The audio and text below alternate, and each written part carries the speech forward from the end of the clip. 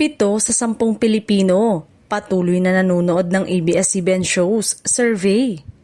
Nanatiling matatag ang puwersa ng ABS-CBN sa mundo ng telebisyon at digital media matapos ilabas ang resulta ng isang survey na nagsasabing 7 sa bawat 10 Pilipino ay patuloy pa ring nanonood ng mga programa ng Kapamilya Network.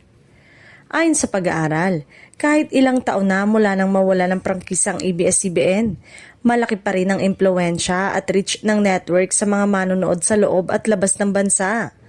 Hindi rin maikakaila ang malaking tulong ng digital transformation ng ABS-CBN sa pamamagitan ng Kapamilya Online Live, I1TFC at partnership sa TV5, GMA at iba pang platform. Tuloy-tuloy ang panonood ng mga Pilipino saan mang sulok ng mundo. Ayon sa ulat, malaking porsyento ng mga viewer ang galing sa social media at mobile streaming platform. Patunay na naangkop ang network sa modernong panahon. Dagdag pa sa survey, mataas ang trust rating ng mga Pilipino sa ABS-CBN pagdating sa news and public service program tulad ng TV Patrol at TFC News.